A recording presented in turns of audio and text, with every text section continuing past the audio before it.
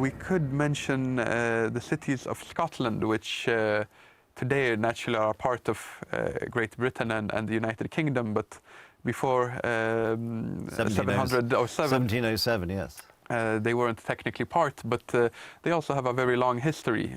Glasgow, Aberdeen, Edinburgh, these are cities St. that... Andrews, yes. When you visit them, you see... They have a distinct identity, particularly in Edinburgh. I mean, Glasgow's real identity, I think, came again in the Industrial Revolution. It was a famous place for shipbuilding. Yes. And the industry there. Yeah, I mean, Edinburgh, especially with its stones. Oh yes, stone buildings. The architecture in Edinburgh is fantastic. The old town and the new town.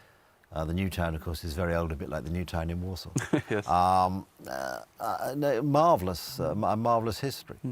Then there is another city that there was some controversies whether it should be given city rights, which is Belfast, because it didn't have a cathedral, but it was given city rights after an exemption was made.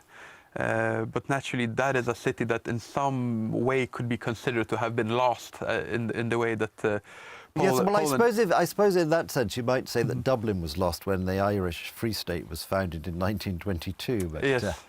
I don't imagine that's a very popular opinion either. Poland Daily History, the home of unpopular opinions. Yes, I mean, a very checkered history in Ireland, of course, and now we have the whole thing in the Northern Ireland Protocols. I mean, this is living history. Yes. And it's very interesting. And then you think, well, look at Ireland, it's a separate country now, the Republic at least. It has a population less or about half the size of London. And which you were saying earlier about the whole concept of populations and population density and the significance of things. They're very, very interesting. But you're right, I suppose you could say Belfast was slightly lost. I mean, I think a lot of these cities have become lost in a more philosophical sense since the decline of industry in the West. And it was particularly unnecessary, I think, rapid in the United Kingdom, where a lot of these big cities which were founded on, Leeds, for example, was founded on wool, Manchester on cotton, a bit like Łódź, Liverpool on sort of the transatlantic trade, Sheffield on steel. They've sort of lost, Birmingham on manufacturing generally, the metal industry particularly. They've sort of lost their raison d'etre, and that's very sad to see, because there's no reason. We still need the ships we needed before, so why aren't we building them? You know, and why have the politicians allowed this to happen?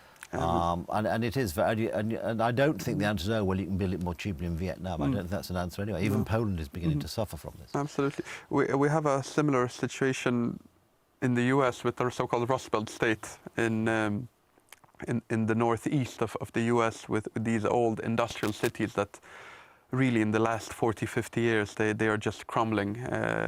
Everything from Gary, Indiana to St. Louis. Even Detroit itself. And Detroit, naturally, is probably the greatest example. Here in Poland, the city of Łódź fared a similar fate. It has started picking itself up in the last 10, 15 years or so. But previously, in the 80s and 90s, it was really a city that was created by the Industrial Revolution.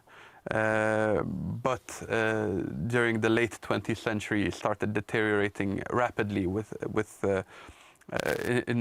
the case of Łódź, it was especially the garment industry that started moving to Asia. That was the big problem, and it was a sad state of affairs. But now Łódź seems to be doing better again. So, Adam, sorry, I'm just going to have to stop you there as usual. The clock has defeated us, but we'll pick it up next time. There we are. I've had to interrupt Adam almost in mid-sentence, but fear not, if you join us next time on Poland Daily History, as we hope you will, we'll pick up the story. Until then, thank you for watching.